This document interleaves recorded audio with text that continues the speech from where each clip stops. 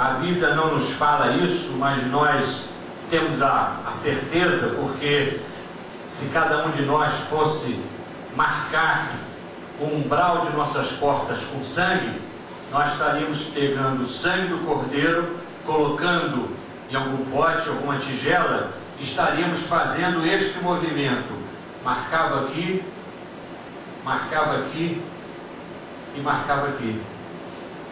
Aí o Senhor já está mostrando simbolicamente o judeu, neste momento da sua primeira Páscoa, ele fazendo, sinalizando, mostrando a cruz, porque somente a cruz poderia estar dando libertação ao povo.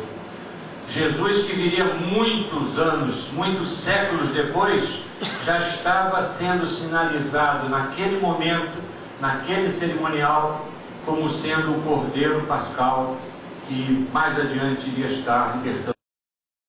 Junto com a noite de Pêssar, a festa imediatamente a seguir, são os 7 dias em que o povo só come pão sem fermento. É este pão que aqui está, que mais adiante nós vamos estar falando sobre ele. O pão que é comido é este pão que só é feito com farinha de trigo, água e só. E ele é colocado no forno. Ele, antes de ser colocado no forno, ele é perfurado, para que nem no momento em que esteja no forno ele fermente e possa gerar algum tipo de fermento. Então Moisés, cumprindo o mandamento do Senhor, determinou isso. Nós temos aqui a mesa do Pêssar. Falamos que elas simbolizam a presença do Senhor, e o nosso Senhor Jesus, Ele é aquele que ilumina cada um de nós. Ele é o príncipe das luzes. Nós temos a matzá, que nós já vimos, já falamos sobre ela. Aqui nós temos 3 matzot. Matzot é o plural de matzá. Cada uma delas, o povo, hoje, o povo judeu, diz que representa as famílias dos levitas. A família de Levi, a família de Cohen e a família de Israel. Mas, na realidade, nós vamos ver no transcorrer da cerimônia que essas matzot não podem estar representando famílias, por vários motivos. Primeiro motivo é que o povo de Israel nunca foi conhecido pelas famílias, e sim pelas tribos. E segundo motivo, Levi, Cohen e Israel, esses três sobrenomes, pertencem à mesma tribo, que é a tribo de Levi. Os levitas eram a família sacerdotal. Então, nós vamos ver mais adiante por que realmente essa matzá está representando e simbolizando o nosso Senhor Jesus.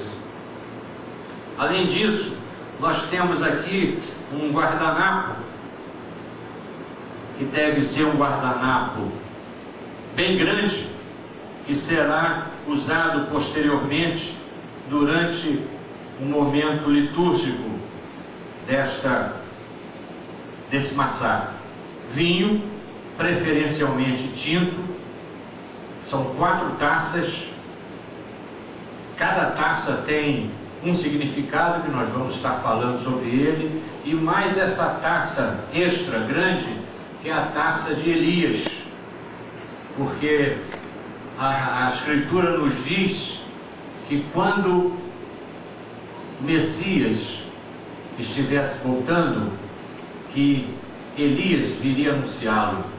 Nós vimos que quando o Senhor Jesus aqui esteve, João Batista, no espírito de Elias, não confundir com o espírito de Elias, que não é no mesmo espírito de Elias, neste mesmo espírito de Elias, veio anunciando: arrependei-vos, que é chegado o reino de Deus.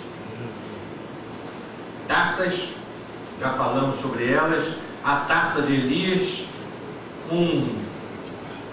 pequeno depósitozinho com água, com sal, e aí cada um desses elementos que aí estão. Nós temos aqui Zeroá.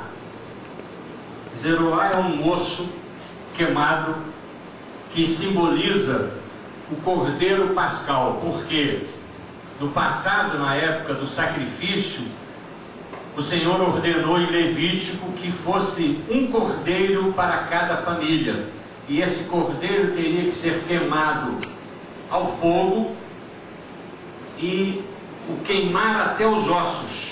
Depois não poderia restar absolutamente nada dele, a não ser este osso queimado. Então, como lembrança disso, o povo tem no Pêssar o osso lembrando o cordeiro.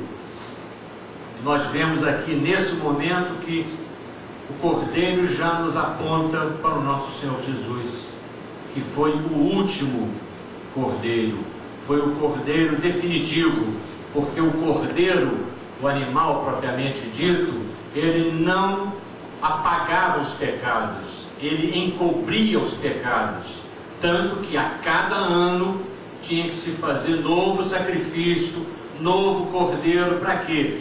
Por expiação pelos pecados do ano anterior.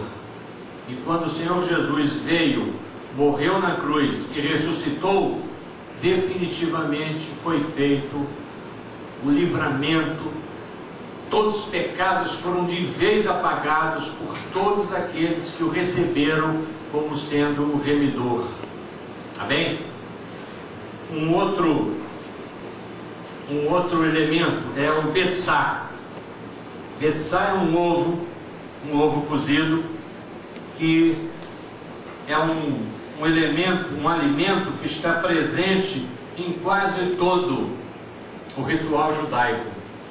Porque o ovo, como a vida daquele que está em Cristo, não tem início nem fim. Aonde inicia o ovo e onde termina o ovo? Ele, assim como o Senhor Jesus nos deu a vida eterna, que não tem início nem fim, nós, quando sairmos desse corpo, nós entraremos em glória numa vida eterna, que será eterna, ou seja, não tem absolutamente nenhuma interrupção. Nesse momento, antes de cantar o hino, o chefe do cerimonial pega a arficomã que estava guardada, abre a arficomã, parte ela em número suficiente para atender a cada um dos participantes da ceia.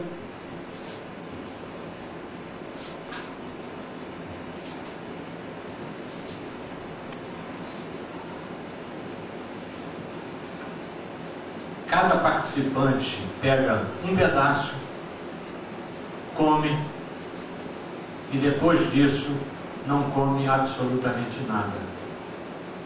Este foi o gesto que o Senhor Jesus fez. Partiu o pão e disse: este é o meu corpo, comei-o em memória de mim. Após isso, é cantado o hino.